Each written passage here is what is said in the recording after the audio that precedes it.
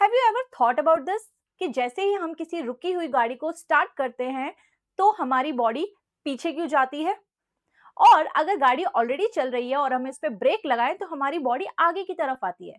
In fact हमने ये भी देखा है कि अगर हम किसी कारपेट को किसी स्टिक से बीट करें तो डस्ट पार्टिकल्स बाहर आते हैं। किसी पेड़ को अगर तेज तेज हिलाया जाए तो उसके लीव्स नीचे गिरते हैं। तो ऐसा क्यों होता है? क्या इन सब के पीछे कोई फिजिक्स तो नहीं छिपी? तो चलिए आज के लेक्चर में हम यही पता करेंगे। Welcome to the torque institute. I am Manu Gupta and I will be teaching you all about this. शुरू करें? ओके। बच्चों, अभी तक हम लोग क्या कर रहे थे? क्लास 9 का हमने स्टार्ट कर दिया है। कौन सा chapter? Force and laws of motion, जिसमें लेक्चर नंबर 1 में हमने डिस्कस किया था about the force, effects of forces and its types, balanced and unbalanced forces की बात की थी। आज हम अपने लेक्चर नंबर 2 में स्टार्ट करने वाले हैं क्या? About the Newton's laws of motion. ठीक है, बात करेंगे न्यूटन्स लॉज ऑफ मोशन की, और आज का लेक्चर स्पेसिफिकली रहने वाला है Newton's first law of motion से related. And Newton's first law को समझने के लिए कहीं ना कहीं हमें इनर्शिया टर्म को समझना पड़ेगा, तभी वो हमें समझ में आएगी। तो चलिए शुरू करें। रेडी हैं सब लोग? ऑलराइट। तो चलिए, जैसा कि हम इस चैप्टर में जानते हैं, हमें किनके बारे में पढ़ना है? न्यूटन्स लॉज के बारे में पढ़ना है। So first of all it's very important for us to understand who is Newton here, right? तो सर आइजैक न्यूटन के बारे में बात करते हैं सबसे पहले कि आखिर वो साइंटिस्ट कौन थे। So Sir Isaac Newton was an English mathematician, physicist, astronomer and polymath whose work in the late 17th century revolutionized science. मैं बिल्कुल डेफिनेटली ये कह सकती हूँ कि अभी तक सभी बच्चों ने आइजैक न्यूटन साइंटिस्ट का नाम जरूर सुना होगा, क्योंकि न्यूटन साइंटिस्ट सिर्फ फिजिक्स में ही उन्होंने महारत हासिल नहीं की थी। इनफैक्ट आप देख सकते हो कि वो एक एस्ट्रोनॉमर भी थे, मैथमेटिशियन भी थे, तो उन्होंने बहुत अलग अलग डायमेंशन में काम किया। फिजिक्स में ही अगर हम बात करें तो आप इनका नाम कई बार सुनेंगे।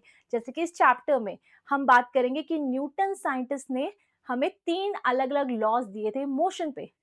वैसे ही हम जब ग्रेविटेशन चैप्टर की तरफ बढ़ेंगे तो भी आप देखेंगे कि उन्होंने क्या दिया है हमें, यूनिवर्सल लॉ ऑफ ग्रेविटेशन।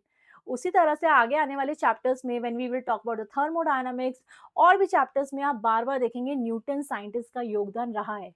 तो ये जो साइंटिस्ट थे ये हमारे बहुत फेमस साइंटिस्ट रहे हैं। इन्होंने बहुत काम किया हमारे फिजिक्स में, तो स्पेसिफिकली इन्होंने बहुत सारे अलग अलग लॉज दिए, जिसकी वजह से आज हम इस स्टेज तक पहुंच चुके हैं कि हम फिजिक्स को इतने अच्छे से अपनी डेली लाइफ में यूज करके बहुत कुछ इन्वेंट कर चुके हैं और बहुत सारी डिस्कवरीज हमने की हैं। तो अब बात करते हैं कि आखिर न्यूटन साइंटिस्ट ने मोशन से रिलेटेड कौन से लॉज दिए। सबसे पहले बात करें अगर, तो न्यूटन्स ने जो लॉज दिए हैं, कितने लॉज दिए हैं? 3 लॉज दिए हैं। ओके, जिन्हें हम जानते हैं as an Newton first law of motion के नाम से।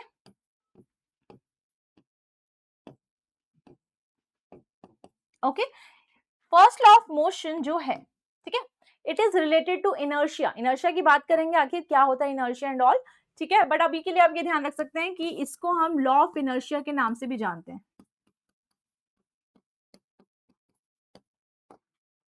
Then we have Newton second law of motion. Now second law is something related to the relation between force and acceleration, force and momentum. अगर आपको ध्यान हो, आपने एक, मैं आपको डेरिवेशन, आप फॉर्मूला बता रही हूँ आपको, ये आपने जरूर सुना होगा, F equals to m into a, force equals to mass into acceleration. तो ये जो रिलेशन मिला हमें फोर्स और एक्सेलरेशन के बीच में, ये भी न्यूटन साइंटिस्ट के थ्रू दिया गया था, और ये हम लोग स्टडी करने वाले हैं सेकेंड लॉ में। Okay, then we have the third law. Third law तो इनका बहुत ही फेमस है, मतलब बहुत सारी मूवीज में, बहुत सारी अलग अलग जगहों पे, डेली लाइफ में थर्ड लॉ के बारे में आपने सुना ही होगा, क्योंकि न्यूटन थर्ड लॉ क्या कहता है? For every action there is an equal and opposite reaction.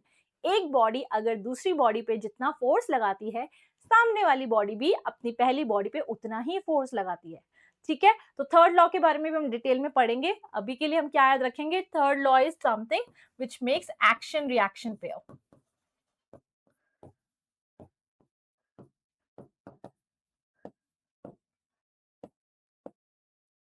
Action reaction pair का मतलब एक बॉडी जितने पे फोर्स लगाएगी दूसरे पे, दूसरी भी पहले पे उतना ही फोर्स लगाएगी।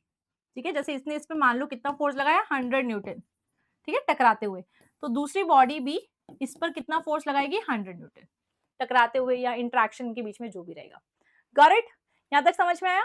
तो हमने क्या बात की कि we are going to talk about the 3 laws in this chapter, first, second and third, and इस पर्टिकुलर लेक्चर में हम लोग स्पेसिफिकली बात करने वाले हैं न्यूटन्स के फर्स्ट लॉ के बारे में बात करेंगे, डिटेल में बात करेंगे कि आखिर फर्स्ट लॉ ऑफ मोशन क्या है। ओके, चलिए, फर्स्ट लॉ को समझाने से पहले मैं ना आपको एक स्टोरी सुनाने वाली हूँ, then you will be able to relate with it more. Okay, चलिए इमेजिन करते हैं, ठीक है, चलो इमेजिन करते हैं कि एक दिन क्या हुआ, आप अपने घर पे, ठीक है ना, अपनी स्टडी टेबल पे बैठ के क्या कर रहे थे, पढ़ाई कर रहे थे बाई चांस, है ना, मतलब आपने देखा कि जो आपके रूम में कुछ बुक्स हैं वो आपके टेबल पे रखी है, बेड पे कुछ आपकी शर्ट्स रखी हैं, कॉर्नर में एक बॉल है और आप बैठ के पढ़ाई कर रहे हैं। एंड जैसे ही आप स्टडी कर रहे हैं एकदम से आपके पापा भागते हुए आए और उन्होंने बोला, भागो, चलो यहाँ से, चलो जल्दी, पुलिस पीछे पड़ी है, हमें यहाँ से अभी जाना पड़ेगा। तो हुआ क्या, आपके पास टाइम ही नहीं था कुछ करने का, आपको हाथों हाथ उसी मोमेंट पे पापा के साथ यहाँ से दूसरे देश जाना पड़ा। ओके, क्योंकि पुलिस पीछे पड़ी थी, so you had no option, तो आप वहां चले गए। एंड अब क्या हुआ, 20 साल बाद आपको मौका मिला कि आप अपने घर पे दोबारा से आ सकते हैं, राइट? एंड आपको क्या कंसीडर करना है, इस 20 इयर्स के ड्यूरिंग आपके घर पे कोई भी नहीं आया, नो वन के, ठीक है, कोई डस्ट पार्टिकल भी नहीं आया, कोई पर्सन भी नहीं आया, कोई जानवर भी नहीं आया, मतलब कुछ भी नहीं आया, राइट? तो इन दैट केस अगर आप 20 इयर्स बाद अपने घर जाओगे, ठीक है ना, अब देखोगे, तो मुझे बताओ, जो बॉल जहां आपने देखी थी, क्या वो वहां होगी या नहीं? जो बुक्स जिस टेबल पे रखी थी, क्या वो वहां होगी या नहीं? जैसे शर्ट्स वहां बेड पे रखी थी, क्या वो वहां मिलेगी या कहीं और? What do you think? So you will find that everything will be there only. जैसे आप जहां पर जो चीज को छोड़ के गए थे, वो चीज आपको एज इट इज मिलेगी। होगा कि नहीं? होगा ना? ऐसा क्यों हुआ? ऐसा क्यों हुआ कि हर चीज वही है एज इट इज, कहीं कुछ मूव नहीं किया? बिकॉज ड्यूरिंग दीज 20 ईयर्स वहां पर कोई नहीं आया जिसने उस बॉडी को हिलाया होगा, उसमें मोशन लाया होगा, उसको चेंज किया होगा, राइट? यानी कि व्हाट वी कैन से इन दिस, हमें मतलब ये चीज समझ में आती है, अगर किसी भी बॉडी को रेस्ट से, वो क्या हुआ था, रेस्ट पे थे, रेस्ट से मोशन में लाना है, उसको कुछ चेंज करना है, then we have to apply the force on that, है ना? हमें किसी भी बॉडी पे क्या लगाना पड़ेगा, एक्सटर्नल फोर्स लगाना पड़ेगा, फोर्स लगाना पड़ेगा, तभी तो वो बॉडी अपनी पोजीशन चेंज करेगी। This is something related to Newton's first law. Newton's first law यही बोलता है, क्या बोलता है Newton's first law? If a body is at rest, अगर एक बॉडी रेस्ट पे है, if a body is at rest, then it will be at rest only, है ना? Then it will be at rest only, कब तक? जब तक कि एक्सटर्नल फोर्स बॉडी पे अप्लाई नहीं होगा। You got it? If a body is at rest, it will be at rest until and unless some external force is applied on the body. इसलिए वो बॉल जहां थी वो वहीं रही, जहां पर वो बुक्स थी वो वहीं रही, राइट? चलो, ये तो हमें समझ में आया एग्जाम्पल रेस्ट से related. But you know what, एक चीज और बताऊं, अगर कोई बॉडी मोशन में है, अगर कोई बॉडी मोशन में, तो वो मोशन में ही रहेगी। यस, दैट्स ट्रू, कि अगर कोई बॉडी चल रही है कुछ 30 मीटर पर सेकंड की स्पीड के साथ, और अगर हमने उस पर कोई एक्सटर्नल फोर्स नहीं लगाया, no net external force, then body will keep on motion, है ना, कीप इन मोशन। यानी कि अगर कोई बॉडी ऐसे चल रही है ना, ये बॉल है, ये मूव कर रही है 30 मीटर पर सेकंड से, एंड ये कैसे मूव कर रही है, it is on the frictionless surface, तो क्या देखोगे आप, ये बॉडी हमेशा ही चलती रहेगी जब तक कि कोई इस पे फोर्स लगा के उसको रोकेगा नहीं, या स्पीड नहीं बढ़ाएगा, स्पीड कम नहीं करेगा। So it's not like that Newton's first law apply on rest only, it applies on the in the motion only. Motion पे भी और रेस्ट के लिए, दोनों के लिए हम ये टर्म यूज कर सकते हैं कि जो बॉडी रेस्ट में है वो रेस्ट पे ही रहेगी, जो बॉडी मोशन में है वो मोशन में ही रहेगी विद द कांस्टेंट स्पीड। कब तक? जब तक कि बाहर से आके कोई फोर्स ना लगा दे। Got it? कुछ समझ में आ रहा है? अभी हम और डिटेल में बात करेंगे, बट ये जो हमने बोला कि कोई बॉडी रेस्ट पे है, रेस्ट पे रहेगी, ऐसा क्यों होता है? कोई बॉडी मोशन में है, मोशन में रहेगी, ऐसा क्यों होता है? तो for that we will understand a term which is called inertia. अब हम समझते हैं एक टर्म जिसको बोलते हैं इनर्शिया। ओके, ध्यान से समझना क्या है ये प्रॉपर्टी, क्या है ये चीज। तो inertia is not a physical quantity, जैसे कि हम फिजिक्स में क्या बात करते हैं, pressure, temperature, mass, force, velocity, ये सब क्या है, these are the physical quantities, right. But inertia क्या है, इनर्शिया एक तरह की प्रॉपर्टी है। कैसी property? Inertia is actually a property of any body, मतलब हर एक बॉडी में होती है ऐसी प्रॉपर्टी, चाहे वो बॉडी लिविंग थिंग हो, चाहे वो नॉन लिविंग थिंग हो, हर एक में ये प्रॉपर्टी पाई जाएगी। लेकिन कंडीशन क्या है, उस बॉडी के पास होना चाहिए मास। अब कोई बॉडी है तो मास तो होगा ही, यानी कि हर एक के पास इनर्शिया होता है। पहली बात, इनर्शिया एक प्रॉपर्टी है। दूसरी बात, इनर्शिया उसके पास मिलेगा जिसके पास मास है। मास तो सबके पास है, यानी कि इनर्शिया सभी के पास होगा। अब बात करते हैं ये इनर्शिया प्रॉपर्टी किस तरह की है। तो इनर्शिया किसी भी बॉडी में ये प्रॉपर्टी होती है कि जो बॉडी जिस पोजीशन पे है, मतलब अगर वो रेस्ट पे है तो वो रेस्ट में रहना चाहती है, अगर वो मोशन में है, चल रही है, तो चलते रहना चाहती है, अगर वो एक पर्टिकुलर डायरेक्शन में जा रही है तो वो उसी डायरेक्शन में जाना चाहती है। मतलब इनर्शिया क्या बोलता है, what ever I am doing let me do that, मुझे रजिस्ट, मुझे रोको मत, मुझे आप परेशान मत करो। तो इनर्शिया क्या करना चाहेगा, आप अगर उसको छेड़ के रेस्ट को मोशन में लाना चाहोगे तो वो उसको अपोज करेगा, रेजिस्ट करेगा कि नहीं, मुझे नहीं आना मोशन में। और कोई बॉडी ऑलरेडी मोशन में है, आप उसे रेस्ट में लाना चाहोगे तो वो रेस्ट में आने के लिए अपोज करेगा। ये है इनर्शिया की प्रॉपर्टी। समझ में आया कुछ कुछ, कि inertia is the property of the body by virtue of which it tries to oppose, कोशिश करता है उसको अपोज करने की, to change the state of position. जो भी पोजीशन है, रेस्ट से मोशन में आने के लिए अपोज करेगा, उसी तरह से मोशन से रेस्ट में आने के लिए अपोज करेगा। ये है इनर्शिया की प्रॉपर्टी। करेक्ट? यस। अब जैसे हमने बोला कि इनर्शिया उस बॉडी के पास होता है जिसके पास क्या होता है, mass. Correct? Inertia is something which depends upon the mass of the object. इसका मतलब जिस बॉडी के पास, ध्यान से देखना कैसे डिपेंड करता है, इट डिपेंड्स अपॉन द मास। जिस बॉडी का मास ज्यादा होगा उस बॉडी का इनर्शिया भी ज्यादा होगा, ये ध्यान रखना है, ठीक है ना। जिस बॉडी का मास ज्यादा है उस बॉडी का इनर्शिया भी ज्यादा है। Let's take the example, I have train and the second one I have the cycle. किसका मास ज्यादा है, ट्रेन का। अब मैंने बोला आप ना फोर्स लगा के ना, सेम फोर्स से साइकिल और ट्रेन, आपको उनको मूव कराना है, रेस्ट से मोशन में लाना है। किसको मोशन में लाना आसान है, किसको, साइकिल को, राइट। क्यों? क्योंकि साइकिल का मास कम था तो उसका इनर्शिया भी कम है। जिस बॉडी का मास कम होता है मतलब उसमें जो प्रॉपर्टी है रेजिस्ट करने की वो भी कम होती है। साइकिल ज्यादा पोज नहीं करेगी, आप फटाफट से उसको मूव करा सकते हो, बट ट्रेन को मूव कराने के लिए you need a lot of force. सही है।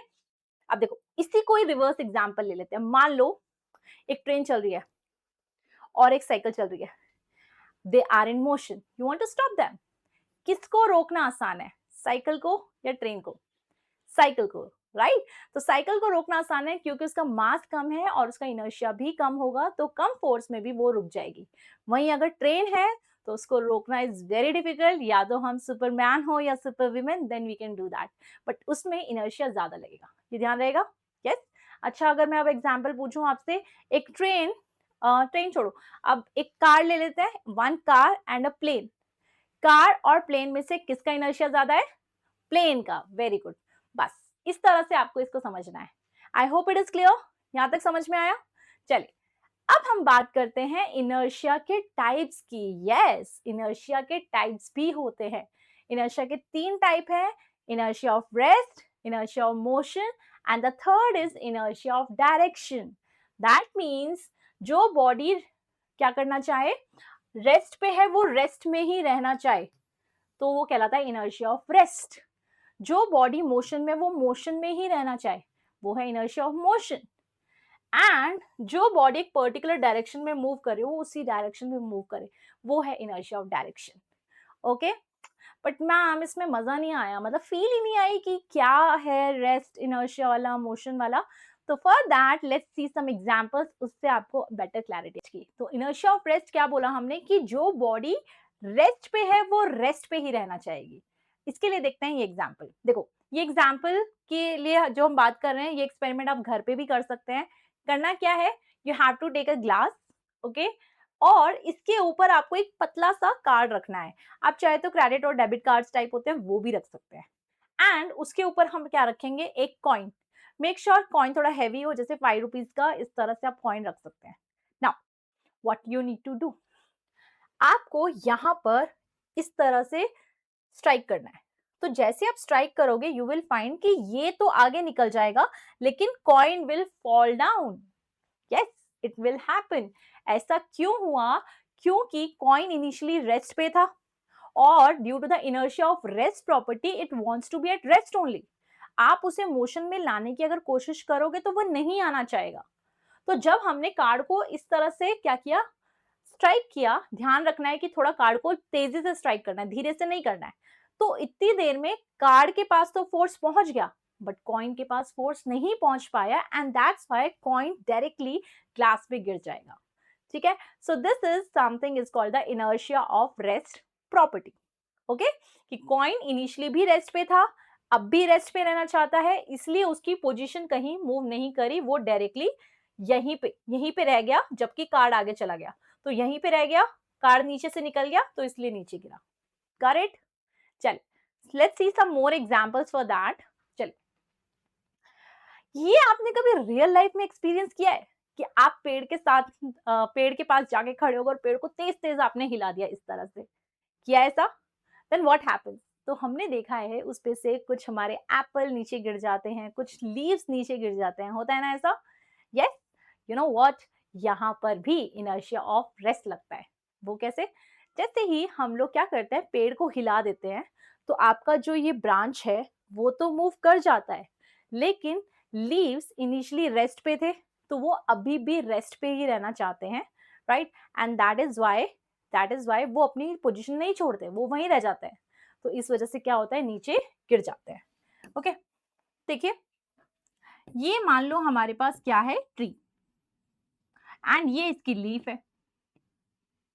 तो जब हम पेड़ को ऐसे, ट्री को शेक करते हैं, देन व्हाट हैपेंस, ये जो ब्रांच है ये तो इधर चली जाती है, इस तरह से पेड़ चला जाएगा, but the leaf was at rest only, और ये अभी भी रेस्ट पे रहना चाहता है। तो यहां से ये जो कनेक्शन है ये टूट जाएगा, और then leaf will fall down, right? तो यहां पर हम ऐसा देख सकते हैं। करेक्ट?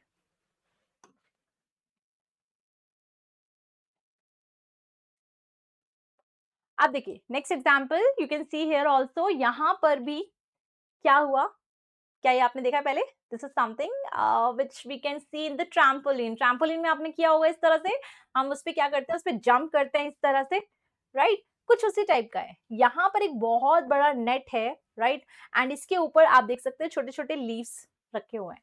तो जैसे ही कोई पर्सन नीचे फॉल डाउन करता है, तो leaves were at rest and it wants to be at rest only, तो वो तो वहीं ऊपर ही रह जाते हैं, लेकिन पर्सन नेट को लेके नीचे निकल जाता है। So this is also the example of inertia of rest. Even you can take the example of the carpet, है ना? हम एक कारपेट ले सकते हैं, और हमारे पास अगर मान लो एक स्टिक है, तो कारपेट को अगर हम स्टिक से तेज बीट करते हैं, तो व्हाट डू वी सी, कि उसमें से डस्ट पार्टिकल्स बाहर आ जाते हैं, राइट? तो ऐसा क्यों हुआ? क्योंकि जब मेरे पास कारपेट था, जब मैंने इसको स्ट्राइक किया, तो dust particles were here only, carpet was here only, but जब आपने उसको स्ट्राइक किया तो कारपेट तो पीछे चला गया, but dust particles wants to be at rest only. वो पहले रेस्ट पे थे, अभी भी रेस्ट पे रहना चाहते हैं, इसलिए दे फॉल्स डाउन। करेक्ट? चल, नेक्स्ट देखिए। So this example also you can सी, ध्यान से देखो इसको। तो यहाँ क्या हुआ, ये प्लेट, ये सिलेंडर, और इसके ऊपर क्या रखा है, एक एग, अंडा। तो अगर हम इस प्लेट को थोड़ा धक्का मारेंगे, यू विल फाइंड कि ये जो अंडा है ये बाहर नहीं गिरा, it will directly fall down in this glass. इसका रीजन क्या है? Again inertia of rest. ये जो बॉल है, ये या जो एग है, वो रेस्ट पे था और रेस्ट पे ही रहना चाहता है। तो ये कहीं ना कहीं वो जो कॉइन वाला एग्जाम्पल है ना, उससे सिमिलर है। Okay, now the next one, ये काफी फेमस है, कई बार पूछते हैं आपसे, राइट? इस पे जरूर ध्यान देना कि जब स्टार्टिंग में, ध्यान से देखना, स्टार्टिंग में जब कार रेस्ट पे है तो हम भी रेस्ट पे हैं, लाइक दिस। बट जैसे ही कार मोशन में आएगी या फिर बस मोशन में आएगी, देन व्हाट हैपेंस, हमारे जो लेग्स हैं वो तो बस से कनेक्टेड है ना, तो बस आगे जाएगी तो हमारे लेग्स भी आगे जाएंगे। But upper portion it was at rest and it wants to be at rest only. तो होगा क्या, क्या होगा, जैसे ही बस आगे जाएगी तो हमारे पैर आगे चले जाएंगे और बॉडी क्या लगेगी, अरे यार ये क्या हुआ, है ना.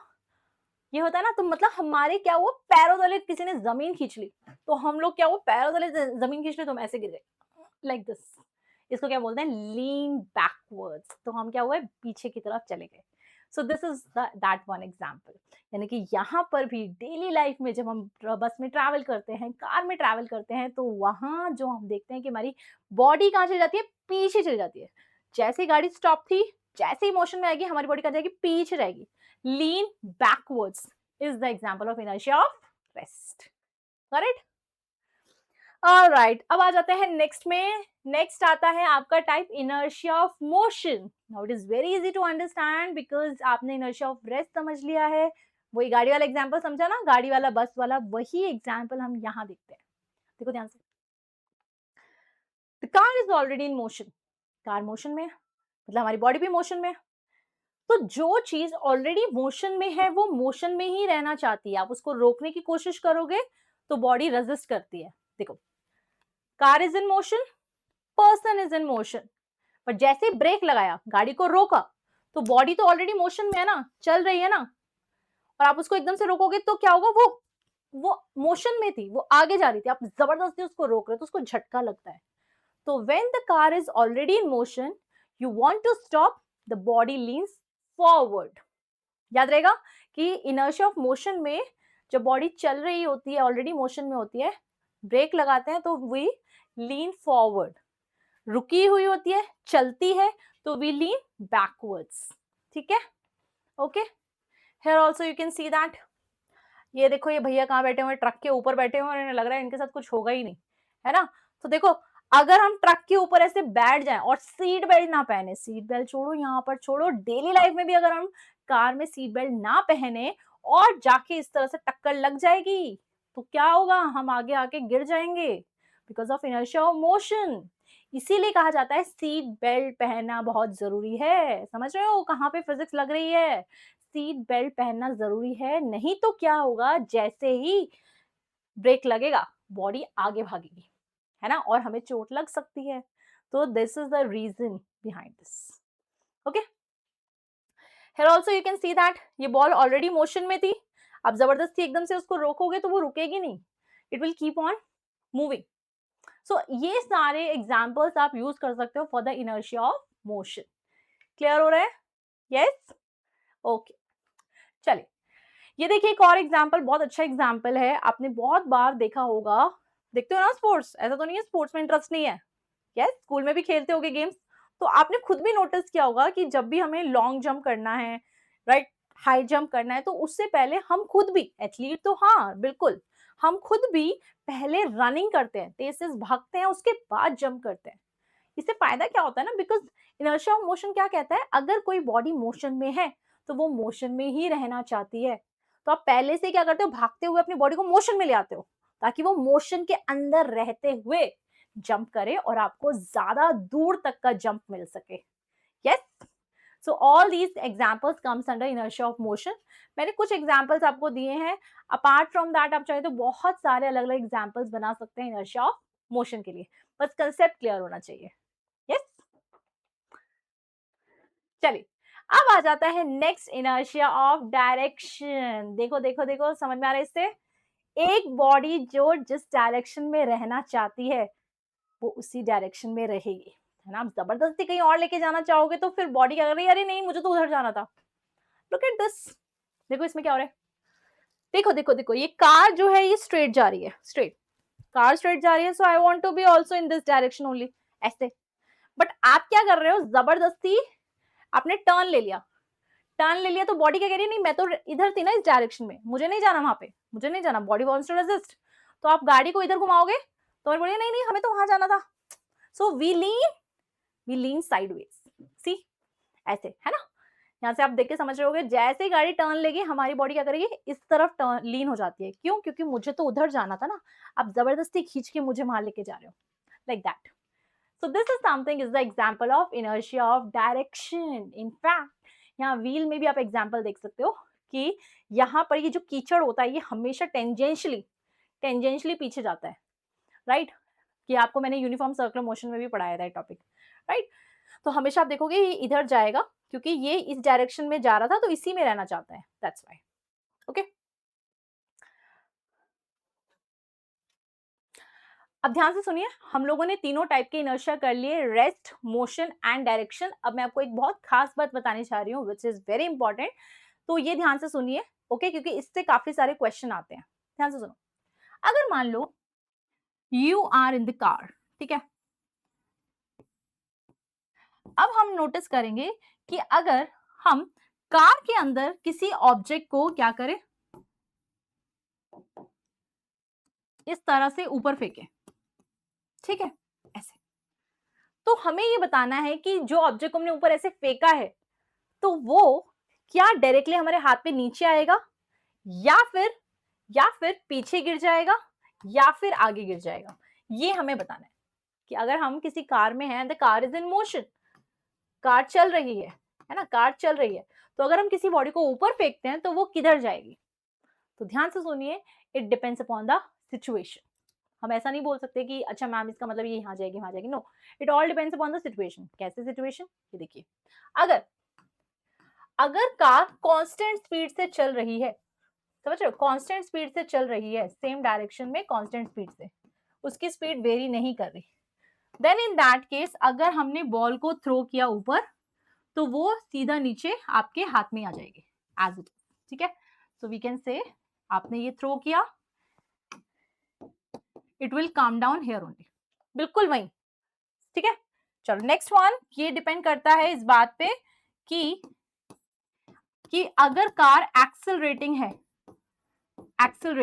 ना, एक्सेलरेशन है, तो अगर हम बॉल को थ्रो करते हैं ऊपर, तो अगर हम बॉल को थ्रो करते हैं तो हमने बॉल को थ्रो किया लेकिन हमारी गाड़ी क्या निकल गई, एक्सेलरेट होके आगे निकल गई, तो बॉल कहां जाएगी? पीछे, ठीक है? और अगर डी एक्सेलरेशन का केस है, मतलब धीरे धीरे गाड़ी की स्पीड क्या हो रही है? कम हो रही है, तो इन दैट केस बॉल कहां जाएगी? आगे, ठीक है, आगे। ये पॉइंट आपको ध्यान में रखना है, याद रहेगा, ठीक है? ओके, सो आई होप यहां तक आपको समझ में आया हो कि इनर्शिया क्या है और उसके टाइप्स और उसके बहुत अच्छे अच्छे एग्जाम्पल्स हम लोगों ने देखे, एंड मोशन में होने की वजह से आपको बहुत अच्छे से समझ भी आए होंगे। Now after this, now you can relate with the Newton's first law of motion. अगर एग्जाम में आता है then you can define like this, that the Newton's first law of motion is stated as an object remains in a state of rest or of uniform motion in a straight line unless compelled to change that state by an applied force। जो body rest में है वो rest पे ही रहेगी, जो motion में है वो मोशन में ही रहेगी, ओके? एंड इसका दूसरा नाम क्या कहलाता है? लॉ ऑफ इनर्शिया, ठीक है? Its other name is in fact Galileo's law of inertia भी बोल सकते हो आप इसे, इसको हम गैलीलियोस लॉ ऑफ इनर्शिया के नाम से भी जानते हैं, ओके? समझ में आया यहाँ तक? अगर आपको ये लेक्चर में जो जो मैंने अभी तक पढ़ाया है समझ में आया है, अच्छा लगा है, तो like my video, like it, like it. चलिए, क्या आप क्वेश्चंस के लिए रेडी हैं? यस, क्वेश्चंस तो करने ही पड़ेंगे। समझ में आया है कि नहीं, टॉपिक कितना समझ में आया है उसके लिए देखना पड़ेगा कि क्वेश्चंस हम कितने अच्छे से लगा पा रहे हैं। तो चलिए स्टार्ट करते हैं, let's see the questions on this topic. This is the first question for you, which of the following has more inertia? ध्यान से देखियो, एक रबर बॉल और स्टोन, एक रबर बॉल है और एक स्टोन है, दोनों ही सेम साइज के हैं, रबर बॉल एंड स्टोन दोनों सेम साइज के हैं, किसका इनर्शिया ज्यादा है? Inertia is something which depends upon mass, जिसका मास ज्यादा है उसका इनर्शिया ज्यादा होगा। किसका मास ज्यादा होगा? स्टोन का, very good. So stone is having more inertia. The next one, a bicycle and a train, किसका है मास ज्यादा? ट्रेन का, तो जिसका मास ज्यादा उसका इनर्शिया ज्यादा। तो train example, 5 rupee coin and 1 rupee coin, कभी एनालाइज किया है 1 रुपी कॉइन भारी लगता है कि 5 rupees? I think 5 rupees, yes, 5 rupees का मास ज्यादा है तो उसका इनर्शिया भी ज्यादा होगा, ठीक है? चल next question, the inertia of an object tends to cause the object, किसी बॉडी पे अगर इनर्शिया है तो उससे क्या होता है? क्या वो उसकी स्पीड को बढ़ा देता है? या कम कर देता है, या फिर वो रेजिस्ट करता है any change in its state of motion. The fourth one, to decelerate due to friction. What do you think, inertia क्या बोलता है? इनर्शिया बोलता है कि वो बॉडी को क्या करेगा, किसी भी प्रॉपर्टी ये बोलती है कि वो बॉडी को रेजिस्ट करेगा कोई चेंज लाने के लिए। So option C is correct. Very good, बहुत ही बढ़िया। नेक्स्ट क्वेश्चन देखिए। चलिए, व्हेन अ हैंगिंग कारपेट, ध्यान से देखिए, you have a carpet is beaten with a stick, dust particles starts coming out of it। तो ये जो एग्जाम्पल हमने बताया है ना, कि अगर हमारे पास कारपेट है उसको हम बीट कर रहे हैं तो उसमें से हमने देखा कि डस्ट पार्टिकल्स आ रहे हैं, तो ये किससे रिलेटेड है? Is it related to first law, second, third और न्यूटन्स लॉ ऑफ ग्रेविटेशन? बताइए किसमें पढ़ा था हमने एग्जाम्पल, किसमें बताया था मैंने आपको? ये हमने बताया था Newton's first law of motion में, कि डस्ट पार्टिकल्स ऑलरेडी रेस्ट पे हैं and it wants to be at rest only, and that's why carpet को हम जब बीट करते हैं, है ना, इस तरह से, तो डस्ट पार्टिकल्स रेस्ट पे ही होने की वजह से नीचे गिर आते हैं, राइट? चल, अगला सवाल, which of the following statement is not correct? Not correct बोला है, ध्यान से देखना, बच्चे कई बार गलती करते हैं, नॉट नहीं पढ़ते हैं, है ना। चलो पढ़ो, क्या लिखा है, क्या आंसर होना चाहिए? Right your answer in the comment box. What will be the answer of this question? NCERT exemplar से पूछा गया सवाल है, देखिए, बताओ बताओ। It is moving along a straight line in accelerated motion. Acceleration है बट स्ट्रेट लाइन में, तो क्या आंसर आना चाहिए? So answer will be what? Its speed keep changing. Not correct बोला है, मतलब एक्सेलरेशन है तो यानी कि चेंज इन वेलोसिटी होगा, चेंज इन वेलोसिटी होगा तो क्या स्पीड में भी चेंज आएगा? बोलो बोलो, यस, स्पीड में चेंज आएगा कि नहीं? अगला बताइए, velocity always changes, is it correct? The third one, it always goes from away from the earth. ये कुछ सूट नहीं कर रहा है, मतलब अगर बॉडी में एक्सेलरेशन है तो इसका क्या मतलब हुआ कि always goes away from the earth? ये तो कुछ वियर्ड लग रहा है, तो इसीलिए ऑप्शन सी इज करेक्ट, ठीक है ना। मतलब नॉट करेक्ट स्टेटमेंट क्या बनेगा? Option C. चल, next one, a passenger in a moving train tosses a coin which falls behind him. देखो ध्यान से, इसने क्या किया ना, कॉइन को टॉस किया, जैसे मैंने बताया था आपको, ये वाला भी पढ़ाया था ना, ऐसे। तो उसने देखा ये इसके पीछे आके गिरा, ट्रेन कहाँ जा रही थी? ऐसे, the motion of the train. तो अगर पीछे आके गिरा, इसका मतलब what we can say that the train is moving with uniform motion, accelerating या डीएक्सेलरेटिंग। क्या बताया था इस केस में, कि जब कॉइन या बॉल पीछे जाके गिरे, इसका मतलब बॉडी इज एक्सेलरेटेड, यानी कि एक्सेलरेशन इज देयर, राइट? चल, नेक्स्ट देखते हैं। अब इसने क्या बोला, you have a water tanker like this and it filled till 2/3 of its height।